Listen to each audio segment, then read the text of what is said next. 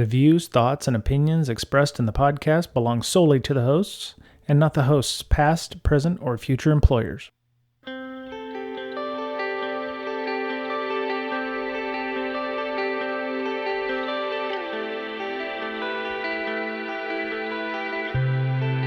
Hello, everybody. Welcome back. It's Brian, Mr. Betcher, Miss Berlin for breaking down security.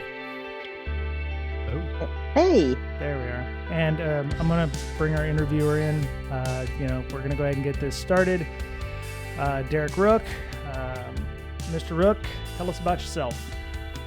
Hey, I'm Derek Rook. I run an offensive security team at Teradata, doing PENTEST, red team, vulnerability research kind of stuff. And I'm also a SANS Institute instructor, certified instructor for the hacker techniques and incident response or incident handling class.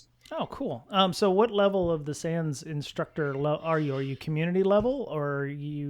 No, I'm a certified instructor.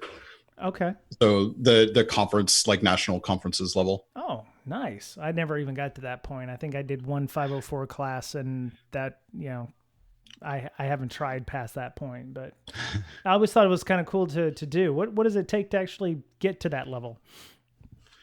A lot of work. It's yeah.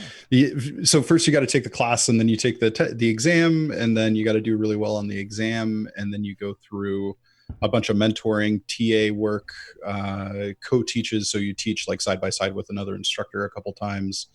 They have a lot of instructor development work, so they actually bring you in and work with you on how to be an instructor and how to present and things like that. So it took me a year and a half actually took me about 3 years from the beginning, but other instructors it's taken 5-10 years to get from square one to certified. Goodness. Okay. All right. So I may have met Derek before, but I just, I know we did the Bucks for Brazil thing with Rando. We did the charity fundraiser. I did an hour. Thankfully Derek was there to help me get through the hour because I didn't know what I was going to do to fill that hour. But we did a lot of good. We raised a lot of money that hour and helped a lot of kids down in Belize with school and effort. So appreciate you taking that hour with me and Rando. So appreciate that. Oh, it was my pleasure. It was a lot of fun. Yep. Awesome. Miss Berlin, I know you said you took a week off, mental week. Everyone needs a mental week. I think a lot of people are going to need a mental week after this week as well. And you almost died putting siding on your house? Yeah, so mine, I have like a crappy one-car garage that just has wood siding on it. Oh. And as opposed to like scraping it off and painting it and it's still looking like crap, my neighbor had new siding put on their house.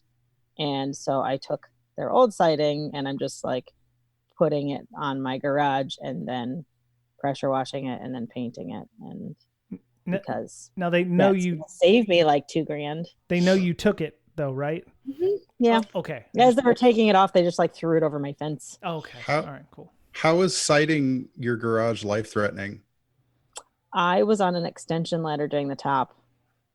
Where are your kids? That's why we have kids. And it may have fell a little bit.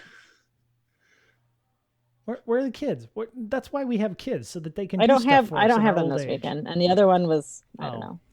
Okay. Doing something else. Well, he would have felt super guilty if Mama had hurt herself without. Not really.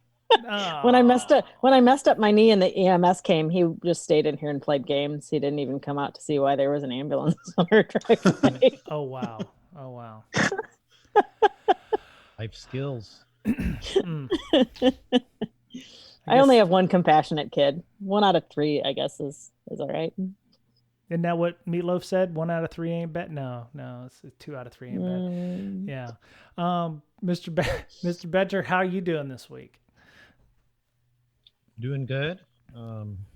Yeah, work is picking up, but hey, what can you say? There's a lot of people unemployed right now, and right. I'm just thankful that I have a job and getting some income. and something to do. Yeah. Now, when you say work is picking up, does that mean that you're seeing more infections and malware, or is it just, more interesting things that they're giving you? I think it's more interesting things. Okay. Yeah. They've, I work for a large company, so they have a red team, and they're starting to pick up now. They kind of let us off the hook there when the whole virus thing took over and everybody started working from home, and now they're picking things up. So that's what cool. I see. All right. Well, hopefully some of what we're going to be talking about this week will help out with your own red team. So I have this come out of, Derek was on the fundraiser with me, and I was like, hey, we should have you on the show. I don't care what we talk about, but it's going to be cool anyway.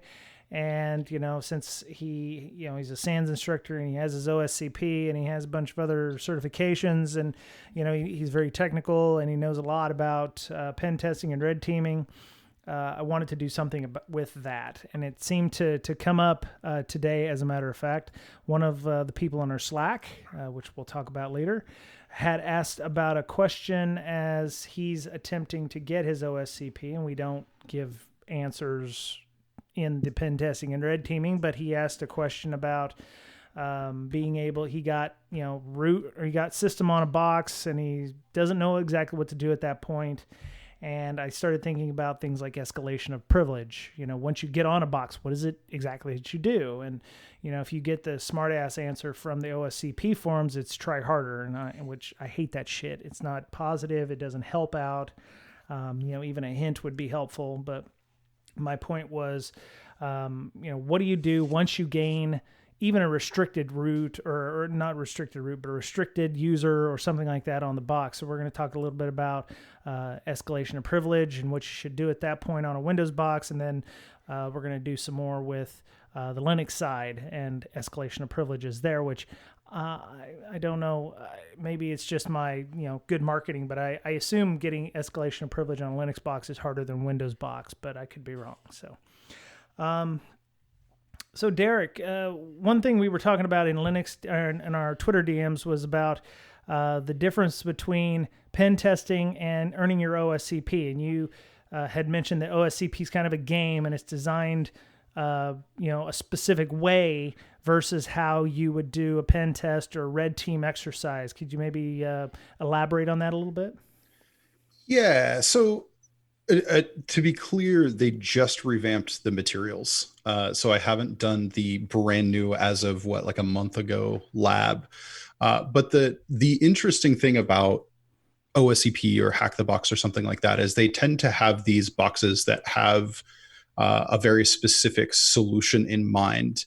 And because they're designed that way, there's some like granule of truth that you need to find by just beating your head against the box for hours and hours and hours and hours. And then once you find that granule of truth, then you can use that to get to the next stage and look for that granule of truth, which is fine, because in that exploration you learn a lot about how systems are put together and neat little tricks and hacks and things. But in pen testing and red teaming, adversarial emulation, offensive work, whatever you want to call it, it's a little easier than that, in that these are systems that are being used by users, and you tend to have an objective in mind that isn't just go own all the boxes, right? Especially sometimes pen testing is used that way, but especially in red teaming, you have some sort of objective. There's data in the database. There's a flag in the Git repository, whatever that is. And when you land on a box, instead of thinking I need to enumerate literally all the things, and which is a good way to get caught, by the way, you land on a system and you think about, who is this user? What do they normally do? And how do they interact with the data that I want? And if they don't interact directly with the data that you want, then how do they interact with other users that interact with the data that you want? And you can start following the path of how the users behave, rather than trying to pull every patch level of every piece of software that's on the box that you landed on. So it's just a different methodology. All right, cool. So you said that enumerating the machine in a real world environment is a good way of getting caught. Is the objective to not get caught, or is it to, get the goodies? I think that depends. It depends on what kind of engagement you have and what the objective of that. Like, so there's two kind of objectives in an engagement, right? There's the, what are you trying to accomplish as an adversary? And then the other objective is, how are you trying to improve security at your customer, whether that's the company you work for, or if you're a consultant, then the company that hired you. But you're not just there to like drop sick hacks, you're there to help them build up their security. And so there's generally a second objective, or I would say the first objective, which is, are we testing monitoring and alerting? Are we testing hunting? Are we testing the firewall controls? And if what you're trying to test is like monitoring, alerting, or hunting, and you just start dropping all kinds of enumeration tools and like, Priv-esque search scripts and things like that, they tend to be very noisy, generate a lot of logs, ramp up CPU use, use PowerShell or, power user commands like net commands that most users won't actually use. And I've seen environments alert on those. So if you just go in and, loud and proud, then you're going to make a lot more noise, which could be okay depending on the type of engagement you're trying to accomplish. Okay. You usually wait until the end for that kind of stuff, right? I like to go in slow, even if detection's not one of the main objectives of the engagement. I would prefer to go in quiet, see if I can get done what we want to get done. And what that does is it's not, I mean, it's cool to like break in and not get caught, but that's not the point of starting low. The point of starting low is that once you're in and low, you can start ratcheting up the noise level bit by bit. And then when you start triggering the alerts, you know exactly why and what kind of detection methods or what kind of behavior got you caught. And then you can bake that in the report. Hey, so I was able to do these 8 things and, there were no alerts, but like as soon as I ratcheted this up, then you were able to see me. And here's my suggestions. I'd put you at a maturity level of X. And if you want to get to a maturity level of Y, here's the things that I would start looking into. And sometimes it's like, oh, but we're supposed to detect the things that you did and didn't detect. And then you can start going through and being like, oh, cool. Then you have a blind spot. Let's go find that. And then you can kind of dive deeper. Right on. So we talk about pen test methodologies all the time, PTES, OSTEM, there's other types. Is there a red team methodology, or is it more just kind of loose and, yeah, so I'm not probably the best person to speak to this. So I chose very deliberately to call my team offensive security when I was building it, even though the job description mentioned red team.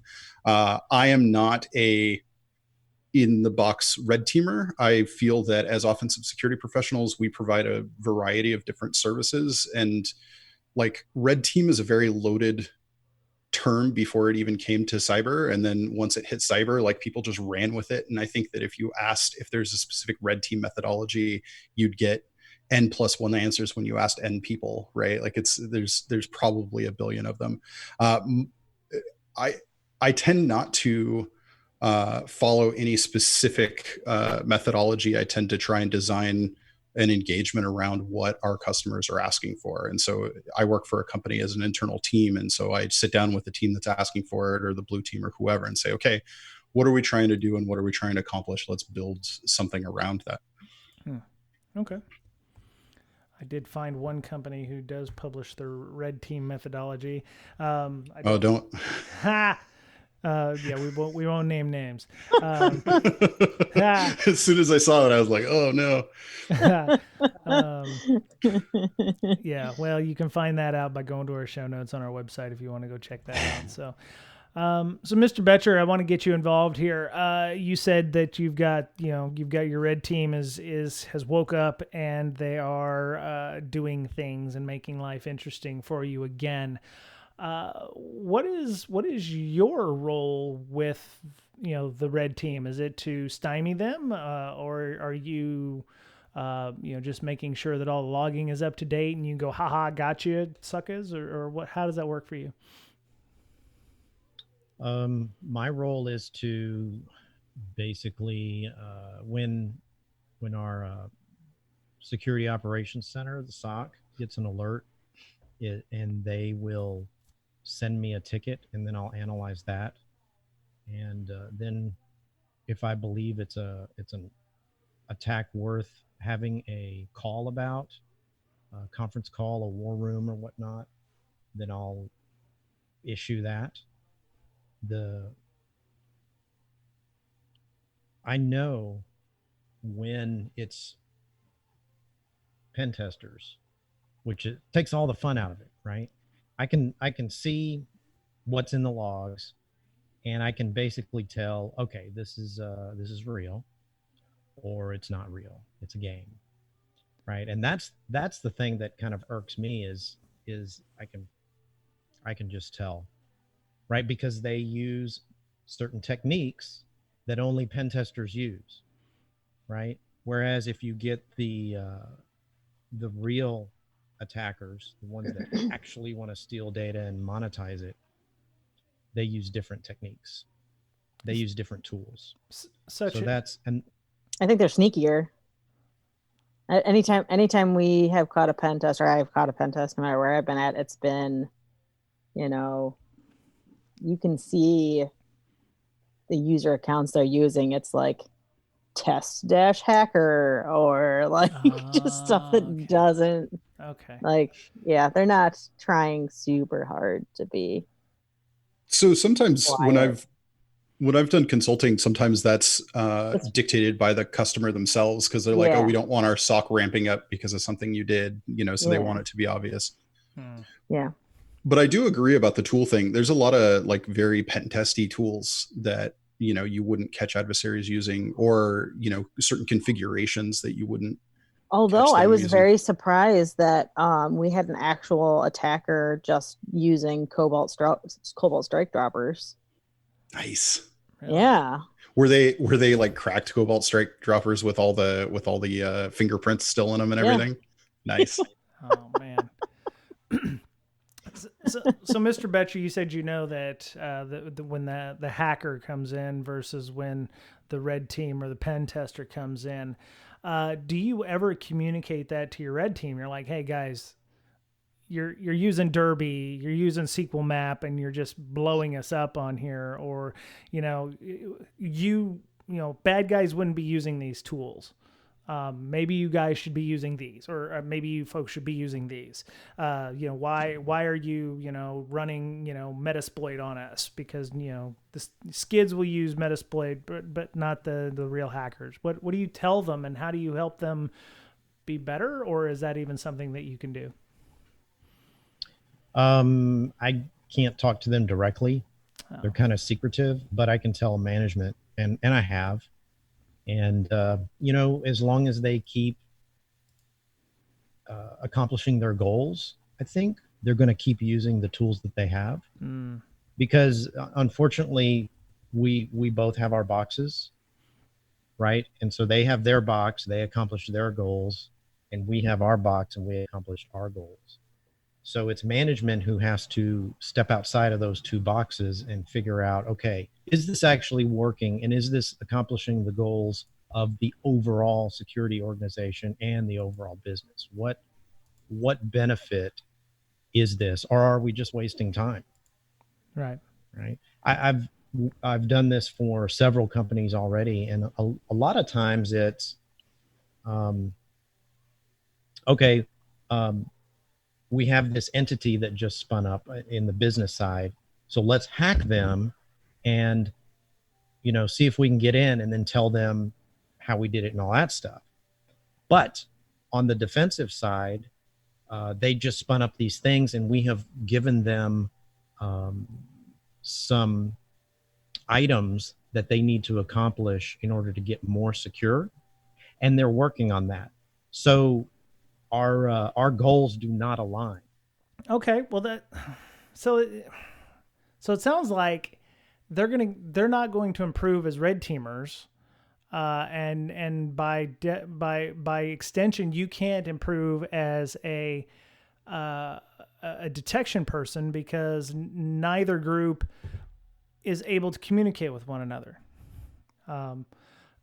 Derek is shaking his head vigorously in a up and down formation. How That would be nodding, Brian. Oh, I see. Okay. Derek, what do you do at your organization with this? I mean, obviously you want to get better as a potential, bad guy, and you want your detection folks to get better. So, do you have lessons learned after? Do you share openly what you're doing? How does it work for you? Yeah. So one thing that really concerned me was the fact that blue team can't talk to red team. That in our organization, we talk to each other constantly. And if we're on an engagement where we shouldn't be talking to each other, then we don't for that period of time.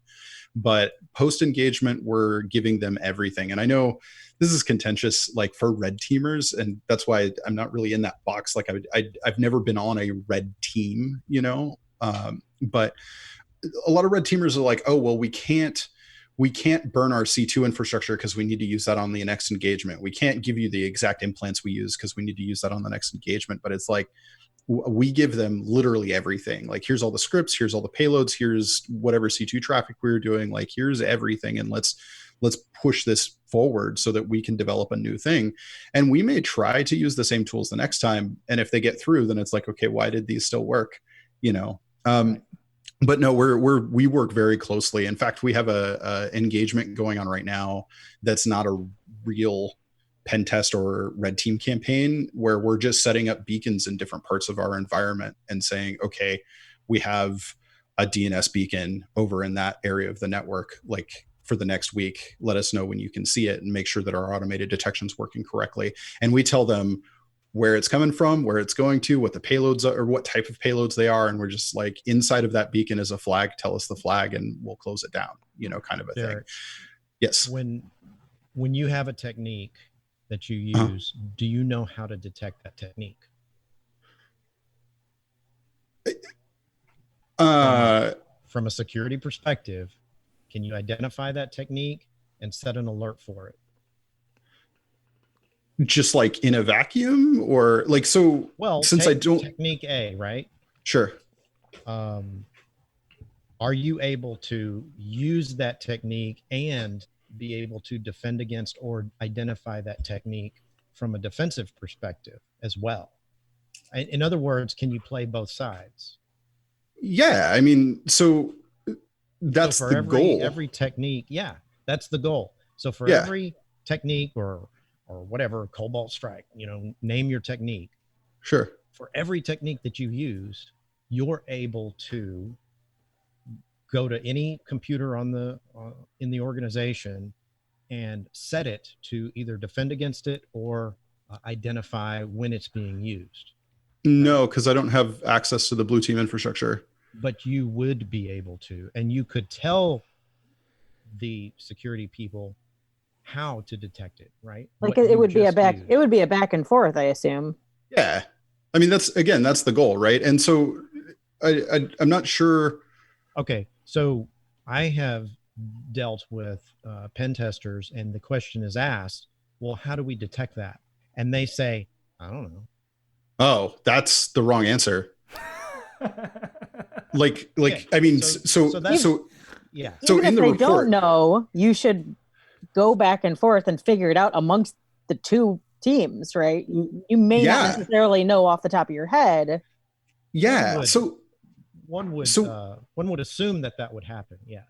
So in reports generally, and we're conflating PENTEST and red team a lot, which makes me very happy, but your listeners might go get outraged and be like, that's not a red team or whatever. But so in our reports for the various findings that we have remediation recommendations. And those are supposed to be explicitly how do you detect this, or how do you fix this, or how do you at least mitigate the potential threat? And one of the things that I tell my team is, if that's anemic, if that section is just oh, we'll disable the whatever options making it do that, or they don't understand the attack well enough. If my team can't describe how to defend against a technique, then we didn't do a hack. We just got lucky, which sometimes happens, and that's fine. And then we need to collaborate with blue team and be like, okay, this is an advanced beaconing like tactic. How do we use anomaly detection to figure this out? Like, not everything is straightforward from a prevention standpoint or even from a detection standpoint. When I'm running a beacon that is like beacons once a day, and then still like it's jitter is like 12 hours, like you're going to need a lot of data to be able to detect something like that using anomaly detection, but it is possible. So whether or not I can just walk over and flip a switch and say, okay, you can detect this now, I don't know. It depends on the technique, but the goal is always to work with the blue team to make sure that we can. And it's not even necessarily a tomorrow thing. Maybe it's well, we don't have that capability, or we don't have the type of baselining set up to be able to detect that specific anomaly, but let's work together to get it going. And that is the point of offensive security, in my perspective. Right. And I think out of all of the offensive security I've seen be done, that happens like 20% of the time. That's pretty good. That's literally why I took the job that I took, is because there was no offensive security at this company. They said, do you want to build an offensive security program? I'm like, well, I have ideas. Let's do it. And that's what we're building. And it's not perfect yet. You know, we've been there for 3 years. We're still growing. We're still maturing. But that's the whole point from my perspective of offensive security, especially an internal team like mine, is to drive maturity of the rest of the company. And I never see it with PENTEST. Well, man.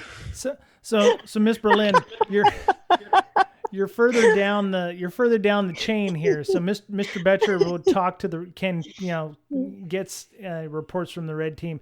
You probably talk to some company's SOC, which is talking to, the pen test company or whatever. How does the engagement work for you from an MSP standpoint? Well, so we've switched. We're technically a SaaS provider now. Okay. All right. So you've gotten better. Yeah. So we still talk to security teams, but there's not really a SOC involved with our customers. Okay. Because that's like the whole point. We're trying to do away with SOCs with the product that we're developing. Mm-hmm. But we usually work with a pen test report, and then we have to have this rebuttal of, no, they don't understand how this test works. This actually isn't a critical vulnerability in your environment. It's a medium, and all of these other things that they're telling you to ignore, you should fix first. But Nessus said it was critical, Amanda. So what am I supposed to do? If Nessus tells me it's critical, right? I mean, that's what my rebranded report says. Yeah. Mm-hmm. Yeah, I got real good at looking at a pen test company's report and finding out it's just a fancy ass, Nessus report. Yeah, good times. It's very frustrating because every time we have some canned responses on some of this stuff just because it happens so often. That we'll get hey, why didn't you detect this? They said they would be able to, compromise our entire system because we can do, because we have WPA2 something. I'm like, all right. Oh, my favorite's like the TLS, like 1.0. Oh, yeah. They're like crime and beast, and you're like, cool, did you actually exploit those? And they'll be like, right. No, but Nmap says crime and beast. Yeah, exactly. Yeah. Yeah, I love those. Once you see those in reports, you know that they've paid a lot of money for a shit report. So, and they should. Or clickjacking is my personal favorite. Yeah. That's a good one. Yes. Wow. So,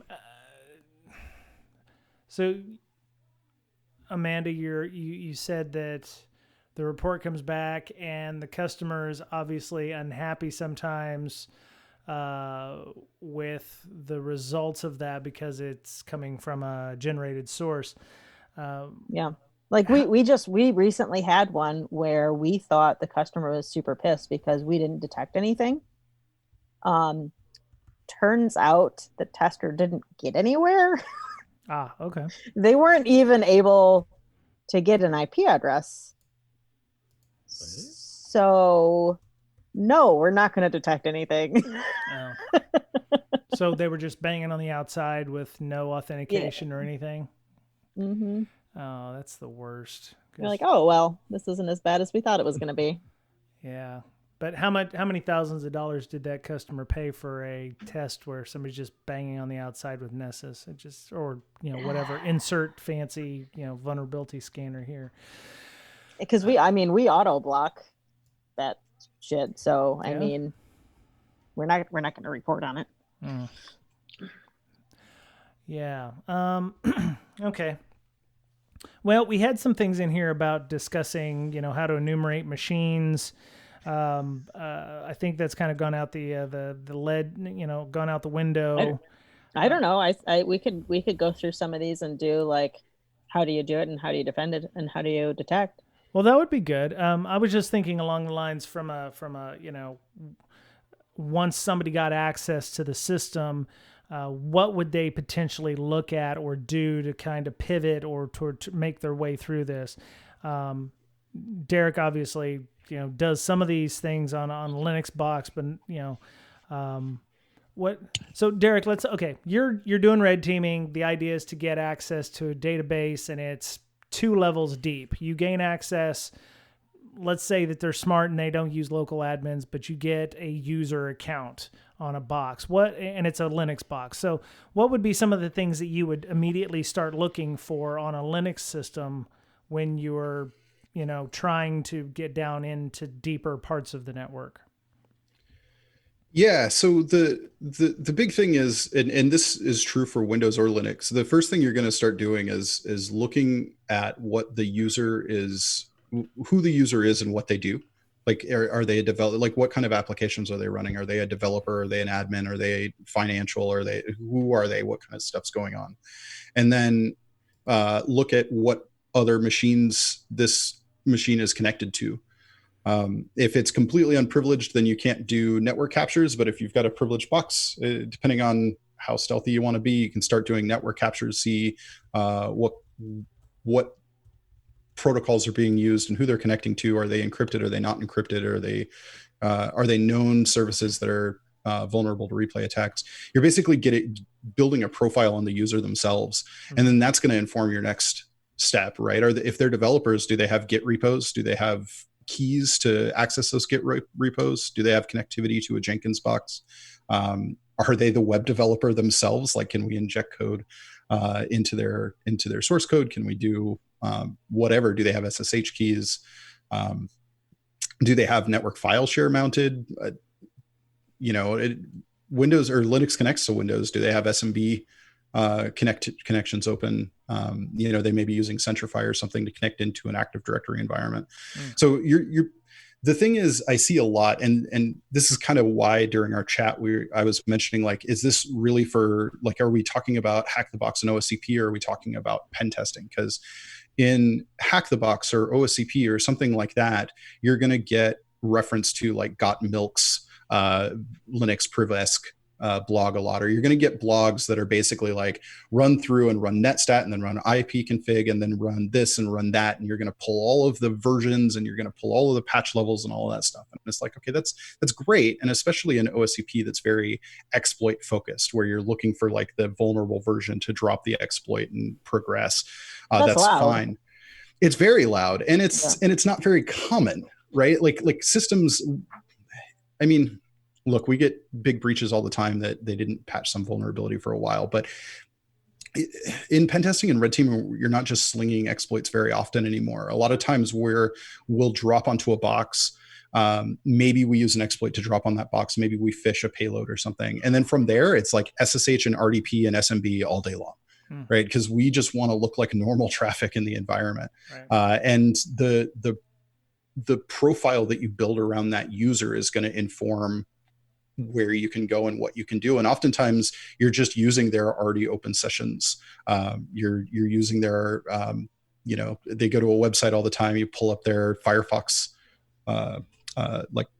bookmarks or something, and you're like, oh, here's a bookmark, and he's already got cookies. So, we'll just reuse that session that's already open.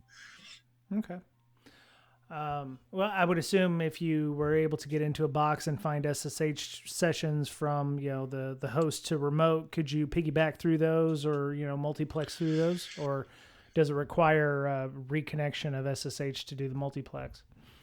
It depends. If they set it up, you can set up like a persistent socket through SSH, and some people do that. I don't see it a lot. I mean, some people do it and some people don't. I think it's a fairly lesser known, at least in modern day, it's a lesser known feature of SSH. So it's just not something a lot of people do anymore. But if you see that, you can definitely piggyback on it. Otherwise, you're abusing, SSH keys. I know that you added the SSH config files to the show notes, and that's a gold mine. I use SSH config files extensively on my own profiles because I don't want to have to remember all those different servers I SSH into. Sure. So checking that out, seeing where they normally SSH to, do they already have keys associated with it, things like that. Yeah. Plus, if you're using an SSH bastion host, you're going to be using an SSH config file to automatically pivot through that so that you don't have to SSH to one and then SSH to another and cause all kinds of issues. So, I think we forgot like OpenVPN profiles as well, which also has keys in it as well. VPN profiles. Yeah, you're really just and we can make huge lists of like every little thing to look for, but you're just really like there's a class of things that you look for, which are your remote connectivity bundles. If you're on OSX, you're going to look through, can you get access to the keychain? If there's an active user, start popping up pop-ups. Like just pop up like, hey, you've been logged out of such and such service. Like, I don't know about everyone else, but if your company uses like O365, do you ever just randomly get booted out of that SSO? I do. Because I do from time to time. And if I drop on a Windows box, I am definitely going to pop up a box that looks like your company's SSO. And I'm going to be like, hey, you need to relog in to access Outlook. And people are just going to do it. Yeah. Okay. And now I have their creds, or now I have, if there's an active user on board, you can even start social engineering just by popping up alert boxes through the OS. Wow. Okay. That's really good to know because, how many people, even security folks would be like, oh, shit, okay, my OS 365. I do that all the time. All the time I do that. I would get popped by that every single time. And it's our fault as IT people because we have weird configurations that time out or, like we need to get that locked down from an IT perspective. I was going to say, does that popping up as opposed to Office popping it up for you look any different? You can build it to look. You can build it to look similar enough that no one's going to make a second glance. Well, I don't mean looking at it from like a human eye perspective for the user, but I mean for detection. Oh, so it depends on how much you're logging, and this is probably where you and Brian are more informed here. But if you're logging, if you've got like PowerShell logging going on, and you've got like command line logging going on, and you're looking for anomalous like command line behavior, you'll absolutely see the commands that are used. Because like I haven't done this in Windows, but like the OSX version is like a bunch of OSX commands that you're typing into the command line to actually pop up like OS dressed pop-ups. And I have to imagine that it'd be similar on Windows. And so probably PowerShell driven even. And so, if you're just like logging anomalous behavior, like I've been in environments that log like net commands because most users don't run net commands. So if you're at that level, then you're definitely going to see the stuff you'd have to type into. And it's one of the easiest things to detect is like, I'm so sad. Yeah. I'm so sad when I can use net commands. It's so like, it seems like an easy thing to do. And it's so anomalous for normal users to run any sort of net commands. Yep. Well, when I saw that this week, Windows had decided to put cmd.exe into maintenance mode, which means we're looking at getting rid of the command prompt in, I'd say, probably the next 2 years or so, in favor of obviously PowerShell. Because it does all the same things anyway. Right. But I mean, 10 years or so, but yes, go on. Well, I'm trying to be optimistic here that they're going to get rid of that fairly quickly. So will net commands go away, or are they have PowerShell now, equivalents that are probably more powerful and, you can still do the net command in PowerShell, I thought. Oh, really? Yeah. Well, so I don't know enough about the internals of Windows to know, like, I know that there are some like PowerShell commands that are, or there are some commands in PowerShell that are really just PowerShell reimplementations of the old commands. Yeah. Right. But is there any sort of like pass through that like the PowerShell itself is just like passing through commands to cmd.exe? That is a great question. I have no idea. I do not know. Yeah, that's a good question. Mr. Betcher, I'm gonna run. Mr. Betcher, do you have any thoughts on that at all? Believe that the commands in command CMD are just executables. So if you call it in PowerShell, it's just going to call the executable that already exists. Okay. So there'd be no difference at all.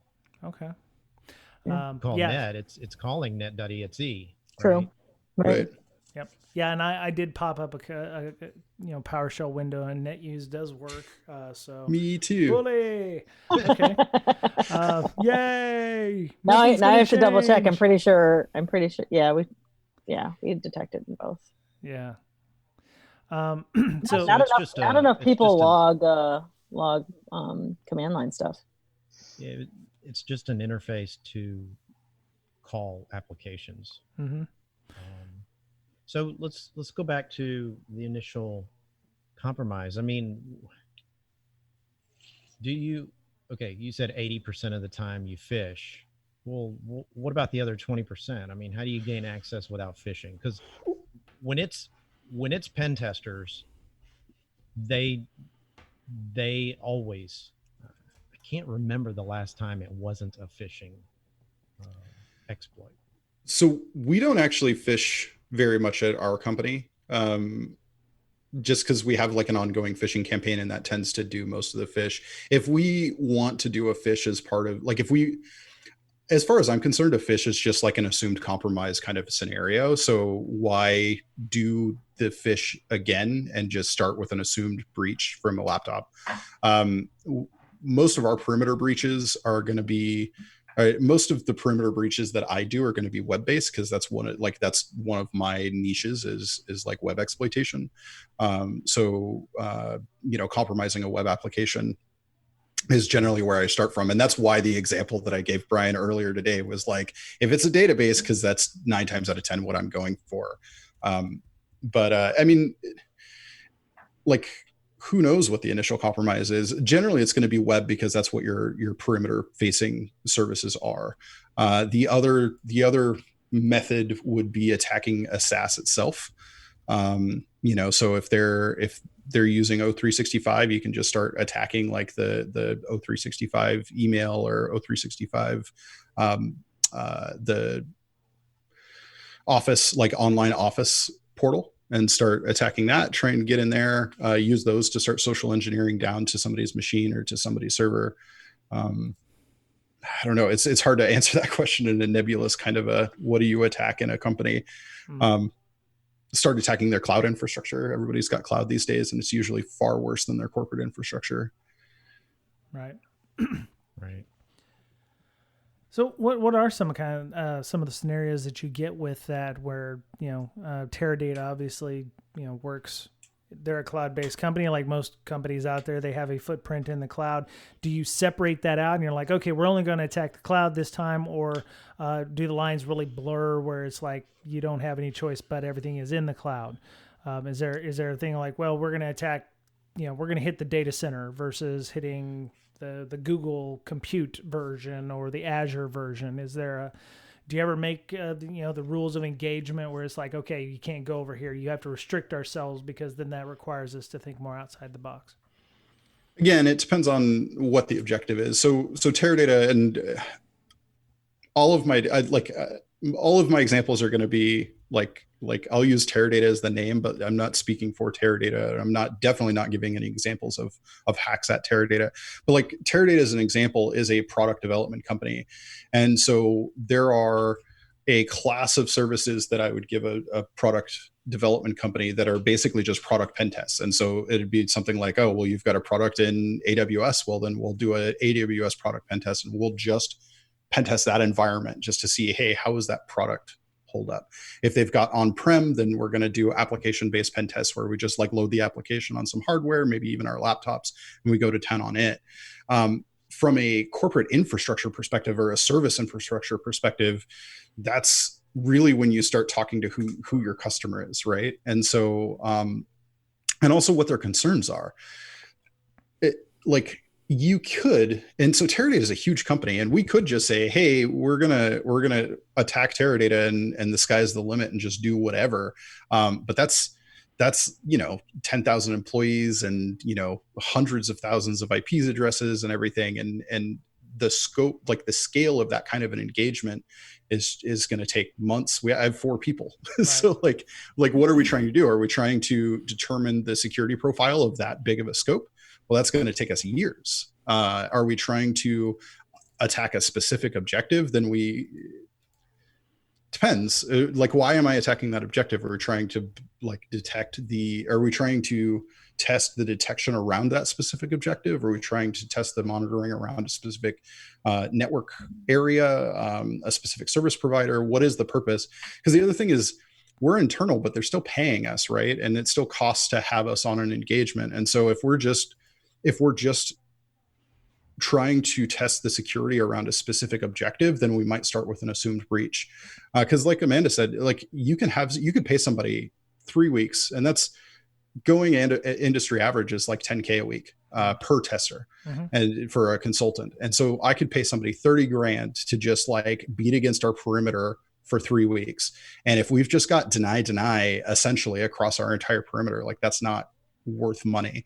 So I might have them do that for a week. I might have them do that for like 3 or 4 days and be like, okay, you didn't see any low hanging fruit. Cool. Let's bring you inside and assume that you fished somebody, or assume that you got inside somehow. And let's actually look at the security, like let's look at other parts of the environment. And so I tend a lot of like assumed breach scenarios, or from this starting point, let's assume something in the DMZ got breached. Okay, cool. Do we have sufficient segmentation from our DMZ to the server network?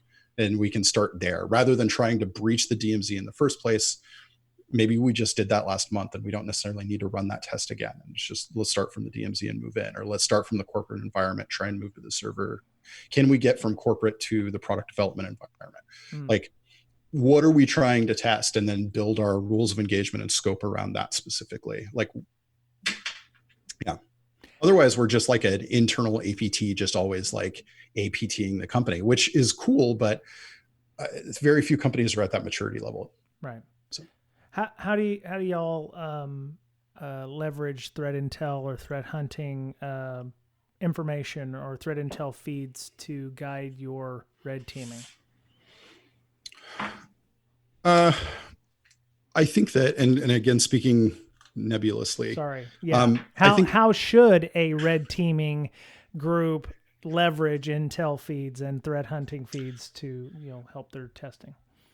When you talk about like adversary simulation, it's hard to simulate an adversary unless you know actually what adversaries you have and who's operating in your market vertical, or who's operating against specific companies like yours, or even who's operating, especially as a product development company, who's operating in the industry verticals of your customers. Because there's, supply chain attacks are a big trend throughout time. And so what kind of adversaries do your customers have, and who has traditionally gone after supply chain? And you need threat intel for that, right? So you need people who understand what adversaries are operating, what kind of things they do, how they're known to operate, what time zones they're known to operate in, or are they known to operate in time zones? I'm not a big fan of just mirroring the specific TTPs and just like pulling down like the MITRE attack boxes and say, okay, we've seen APT Fuzzy Bear do like these 5 boxes, so we're just going to do these 5 boxes over and over again.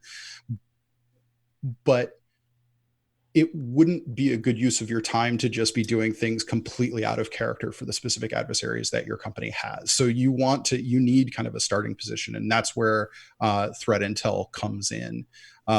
And in my opinion, to have an effective actual red team that's just 100% all the time, full-time red team, you need a threat intel function to feed that, or else they're just or else you're dual rolling your red team members, which could be a cost-saving option. I don't know. Right. But you need that threat intel function to be effective.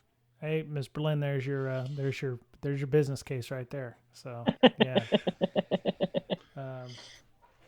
Cool. So let me see.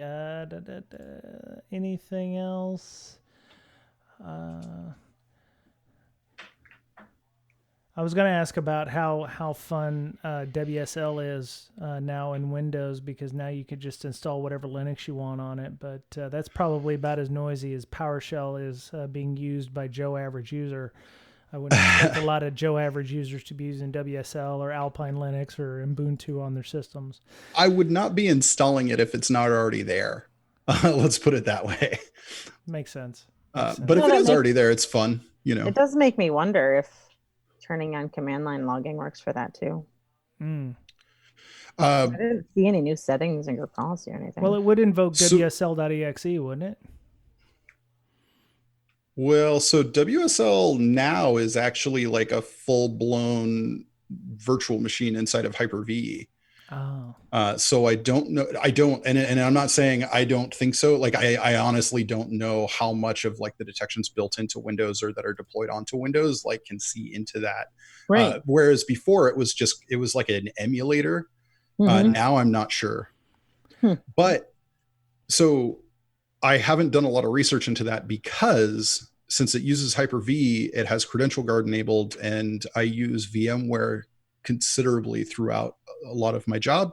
And so I haven't been able to use WSL, like the new WSL, until VMware just released an update like yesterday or the day before that actually now VMware works with Credential Guard enabled, which is super, super exciting. I'm hoping to play around with that tonight. Yeah, that was the big annoying thing that I had, where I was like, oh yeah, I want to put my my VM workstation on my system, and it's like, oh, Credential Guard. I'm like, and I do believe, if you start seeing your users in your environment utilizing Hyper-V, you probably need to have Joe from accounting investigated, because why is he using Hyper-V? In his normal. Well, you'll get alerts on like feature installs, right? Because that's a feature install, right? To enable that. Oh, Miss Berlin. Supposed to. It'd be great. Well, it would be interesting where those logs are located and stored, and if there's any registry changes. I guess you could monitor the registry for any kind of Hyper-V changes or file association changes that might come up. That's easy enough. Yeah, Mr. Betcher, file associations happen all the time, right? They change. They actually do. Okay. They actually do when you install something. So so if your environment is locked down pretty tight on what your employees can and can't install, like maybe you have an install whitelist, then you pretty much can monitor the file associations, right? Because that should be pretty tight as well. Right. Because the idea is we want to make it hard for Derek. We don't make it easy for Derek, because then he gets lazy and he doesn't start thinking for himself, and he's just like, oh yeah. Application whitelisting. Application. Helps. Yeah. Yeah. Okay. No, but that's true. Make my job harder. I want to learn new stuff. I don't want to do the same thing over and over again. Like that's that's the whole reason I'm here. And then I also want to make your job harder so that we all get to do fun, neat stuff. That's the same stuff over and over again is boring. Nice. Right? Yep. Please just kill MSO 8067 for me. just do that for me. Maybe in another 10 years. You're asking way too much. Yeah. At the same time, cmd.exe actually disappears. We'll actually finally get rid of Configure. Exactly. So before we go ahead and finish for the night, is there anything else we want to talk about? Any other questions, comments? There's a lot in the show notes about doing EOP, how to enumerate machines. There's a lot of stuff that we've added as extra value for the discussion here, including GNOME keyrings. Apparently, you can go and look in there for passwords and things in the GNOME keyrings. So, but any other thoughts or questions? Go ahead. I think the big thing that when people are thinking about escalating privileges, they don't they're always thinking the same box. They're like, okay, I'm a low privileged account on this machine and I need to elevate privileges. And it's like, any change in your access level is an elevation of privileges. So if you come in on a low privileged account on a machine, and then you're able to move laterally to another machine, even if it's the same account, you now have access to more information, new files, potentially new keys, new configurations, access to other user accounts that are on the box that may have more lax security.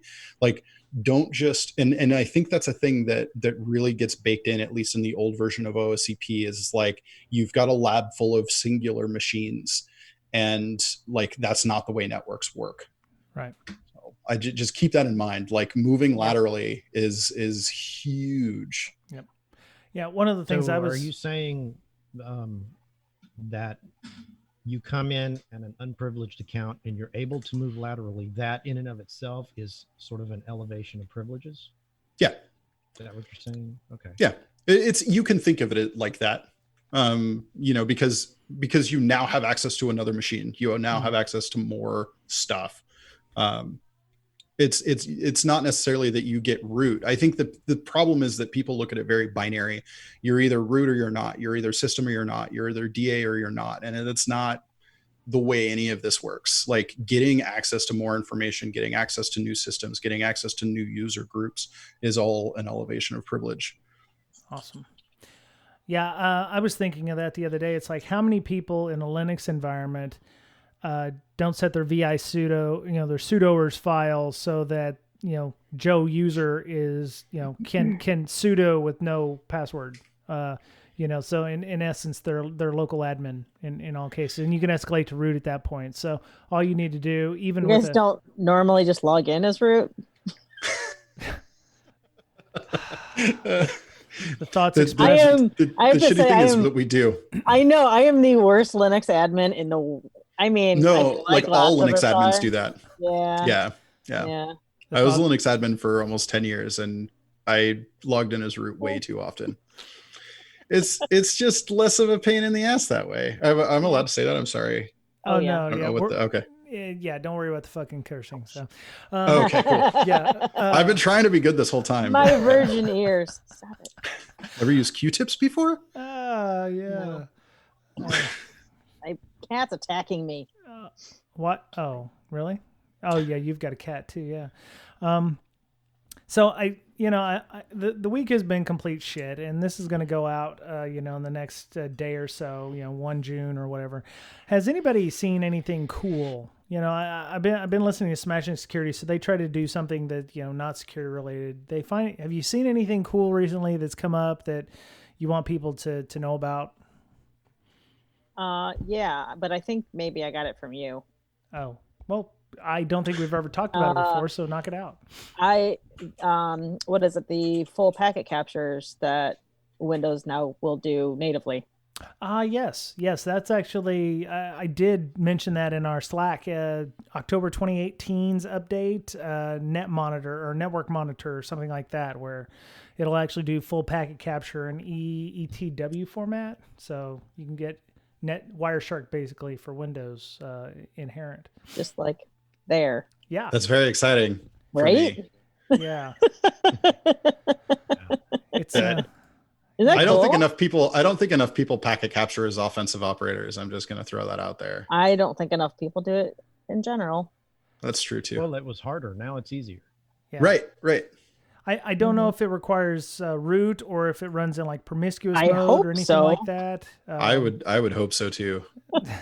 But still, I mean, how hard is it to get system these days? Just PSexec in, you're fine. Yeah. Great. Pretty much. That's sad. That makes me sad. Fantastic. Sad in my face. Off the land. Yeah. So I picked something. I picked something that's not security related. I don't know why, but I've wanted to get back. What? Go ahead. I was gonna say, did you want us to say something non-security related? Am I just that geeky that's the first thing I think of? No, I was just thinking of something that just something that wasn't security related. But if you like packet captures in Windows, that's great. Or movies or whatever. So, I like role playing games, and I've wanted to start playing role playing games again. But I found something called High Rollers, which is people playing Curse of Strahd, which is the D&D module for for Barovia, which is one of the demi-planes of dread. I know. Anyway, but there's 5 or 6 players and they're all going through it, and I thought it was kind of cool. I've been listening to some of the episodes online, and they videotape themselves going through the modules. So I thought that was kind of cool. So if you want to do something that isn't security related and you just want to escape for 3-4 hours, load that up. It's on podcast, and actually they have video and YouTube stuff. So if you are interested in hearing people do role-playing games, there it is. So, Mr. Besher, you got anything? Anything interesting come up news-wise, or, you've seen a movie or anything that was kind of cool? No. Okay, cool. Not really. Right on. By the time, when's this get released? I'm going to put it out probably 1st of June or 2nd of June. Okay, all right. Because next Monday, my son leaves for 4 months. What's he doing? He's going into the Marines. Dance party. He leaves for boot camp. Well, I hear it's fun and you get a lot of nice sugary treats all the time, and everybody's really huggy and happy and feeling. Should I when I get his address, I should say it on the podcast so people can send him stuff, right? Oh, oh God. Yeah, go ahead. Let's do that. Yeah. Oh dear. Send him some pink elephants or something like that. Some fluffy bunnies. I thought about sending him a regular letter and just putting glitter or something all over it, or God. drawing dicks on it. I don't know. I'm not decided how much I want to torture him. You get glitter on his camo and he'll on his BDUs and stuff. Yeah, that's not good. Oh my God, you can't get that stuff off. Can you send glitter bombs to boot camp? You can send pretty much anything you want there. I think they probably would scan it. I don't know if the metal detectors or anything would go off. Is he? It's just a spring. It's just a spring loaded. It's not an actual bomb. Yeah, you can send care packages in boxes all the time. Wow, you are the worst mother. I meant that in a nice way. Wow. So with the glitter bomb, would you send safety goggles along with it and say, put these on before you open the next package or something like that, just to keep it out of his eyes? Nah. Send him goggles and a smock or something. Yeah. Here, give this box to your your drill instructor or something. Damn it, Berlin! What the fuck? Yeah. So Derek, what have you seen that's interesting, minus all the stuff that's on Twitter? Anything fun or interesting that people could divest themselves of time and invest in something else? Yeah, I mean, we just put 2 humans into orbit on a brand new spaceship. That was pretty. So that was pretty cool. Yeah, I like that. I'm pretty excited about that. Yeah. I mean, I'm a huge space nerd, so you can say what you want about the person who runs SpaceX, but the commercialization of space and just the opportunities that it affords more space exploration is huge. Yep. And the more we explore space, the better it's going to get. So I'm very excited. It was fun to watch. Have you watched Space Force? No, I've heard it's I've heard it's like Office 2.0, and I'm just not really into that kind of awkward humor. Oh man. Yeah. I'm sorry. That's all right. It's pretty good. I haven't watched The Office either, so don't feel bad, Derek. I didn't hate the British one as much. Because I like really dry deadpan humor. Yeah. Like I'm a big fan of that, but just the ongoing awkward humor is just not really my cup of tea. Yeah. Yeah. So you must watch a lot of British comedy then. I do. Yes. Quite a bit of it. Yep. I like English period pieces. Sorry. I do some Sense and Sensibility. I love Downton Abbey. It's nice. It's just I'm finally watching Silicon Valley.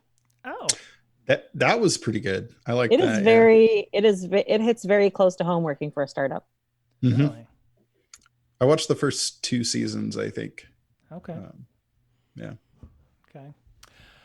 Wow. All right. So, Derek, are you going to be speaking online anywhere at any conferences soon or anything? I am actually. I will be speaking at the. Awesome. I'll be speaking at the Sands Hackfest and Cyber Ranges Summit that is this Friday, and Okay. there's 2 tracks for 2 days, all about either just hacking in general, capture the flag competitions, how to increase your skills, how to level up, and I'll be giving a talk about how to kind of maximize your gains from capture the flag tournaments and networking and just leveling up in general. So that'll be Friday, but it's Thursday and Friday. It is, I believe, the very first completely free Sands Summit. And because of that, there's like 10,000 people that have signed up. So it's a pretty big event, but it's still free to sign up. You can go to the Sands website and register.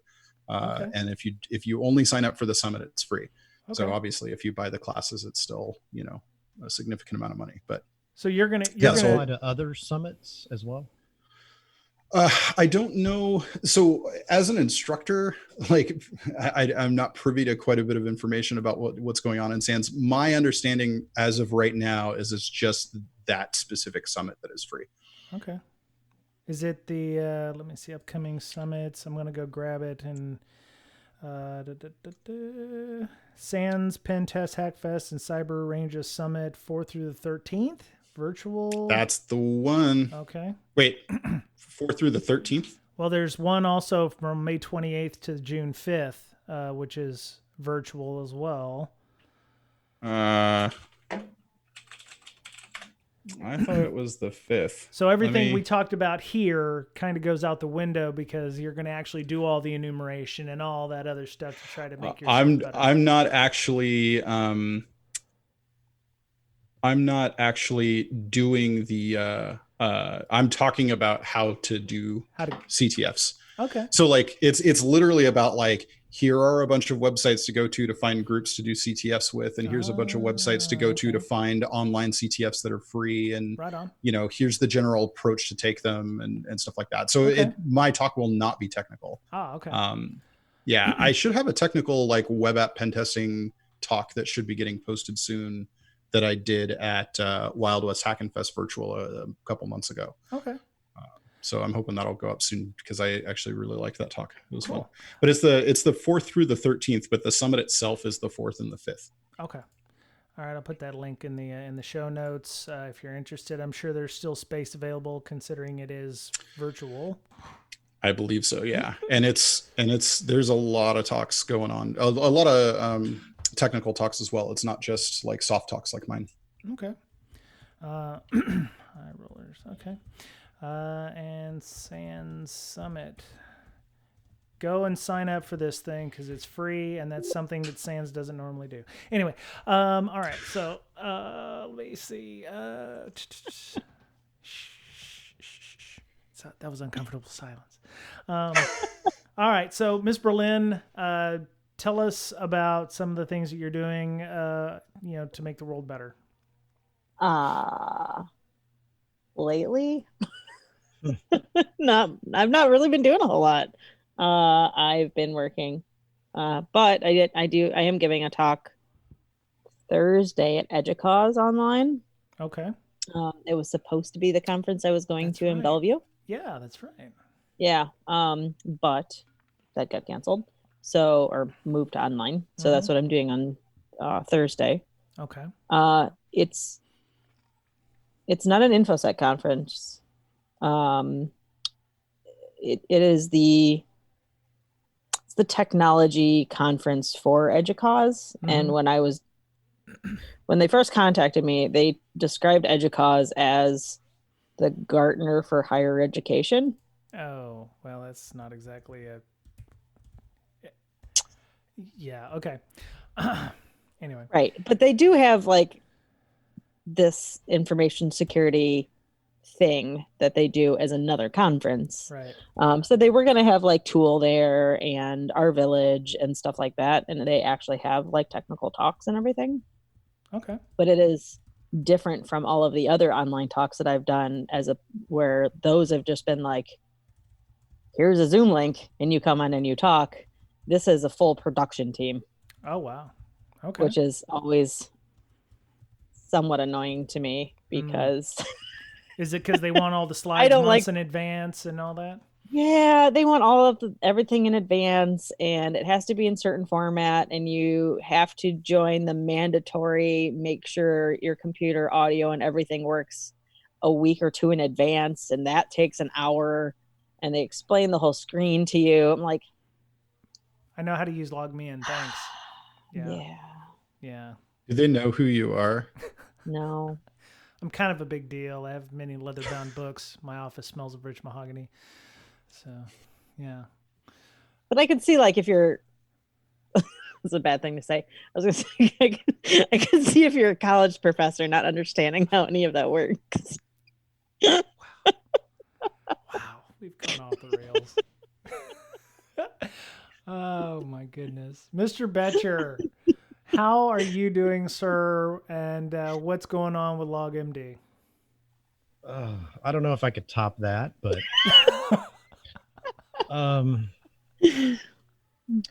no, LogMD is going good. Excellent. If you don't know what that is, please check it out, log-md.com, to help your defenses. And yeah, just adding new features all the time and getting that going. Making red team people jobs harder. Working on that every day. Yeah. Yep. And y'all have another incident response podcast, right? You've recorded something?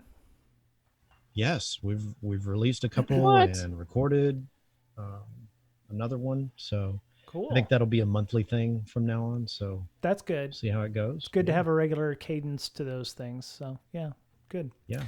Very awesome. Cool. It's called the Incident Response Podcast. I know that's yeah. Weird. Yeah. It's easy. You know exactly what it is when you're going into it. Yeah. Breaking down security is like, I don't know what this is. Who is this? What is this going on? He doesn't spell that shit right. Why is it spelled wrong? Yeah, he spells it wrong. What the hell? You know, you had how many stars out of 5? A 4.8 out of 5 on 4.8, and you know that 0.2. I know. Probably would have been made up if you'd have spelled it right. Exactly. I'd have been 5 out of 5. Solid. Time to change the name. Shit. No, I can't do that. What the podcast formerly known as, or we'll just call it the podcast or whatever. Yeah, the podcast. The podcast. Yeah. Anyway, all right. Well, I think we should probably go. Check us out on iTunes, Apple, podcasts, Google Play Store, TuneIn Radio, Pandora, Spotify. We're pretty much everywhere. All good podcasts are found. Leave us feedback if you'd like to. Thank you to our patrons for their help in the tip jar, for podcast hosting, paying for the Zoom that we're using, time and effort of building out our community. Speaking of community, we have a Slack. If you're interested in joining the Slack, send us a DM to our email at bds.podcast@gmail.com or send us a DM on our Twitter account at Brakesec, BRAKESEC. A lot of folks in there willing to help out, answer questions about things. We have a CTF club, so Derek, there you go. We got people who work on CTFs in there. We have a Hack the Box lab where people can join and work on recently retired boxes in a private environment.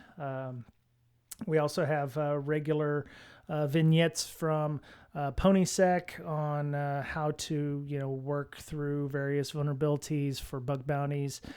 He's putting out regular content for us on that, and we appreciate him for that. We have a sim and logging club, so if you're trying to tune your sim or figure out detection mechanisms, we have that available. We also have a book club, pen testing your AWS environment. Dave Sybuck and JB are working that as moderators for the book club. I think they're roughly halfway through that, and they're starting to look at ideas for other books for the summer reading. We got a lot going on in there, and we're very friendly, very new. We're all noobs in there, so come and join us. We're moderated. We have a social contract. We don't want edgelords and evil people, so we have a social contract. We do allow Miss Berlin, but you can get a waiver for anything these days. So you're stuck with me now. That's all right. You're good people. We love you. So we've got insurance. Yeah. So, great discussion tonight. I appreciate it. Thank you, Derek, for joining. You're always welcome to come back and talk about whatever you like. If you mention us, it's sweet. It's Sand Summit. We'll send you a T-shirt or something. I'm just kidding. You don't have to. You can get a shirt with my face on it. Oh, that's right. I already have a shirt with your face on it. Oh, do you? Okay. Oh, wow. I mean, you want another one? No, but I do plan on mentioning you guys. I know that I was already aware that you have a CTF group, and so I was going to mention you as one of the communities. I have one slide for the talk. Oh, I have really? one, and it's just to distribute links. Oh, so it's awesome. like going to go up for the first 2 minutes, and then it's going to go down, and it's going to be like slideless. But yeah, I'll have shoot me the link that you would like to be on there, and I'll put it up there. Okay. I'll definitely do that. Awesome. I think that was it for Bringing Down Security this week. I want to say be nice to one another, but man, I don't know if we have that anymore in us. Try to be safe out there. Black Lives Matter, and do what you can to help out your fellow man, and take care of yourselves. Support each other. There's a lot of folks out there that were hurting, and do what you can to, make your little corner of the world a little better, I think. So have a better week than this week, and we'll talk to you again soon. Bye-bye. Bye.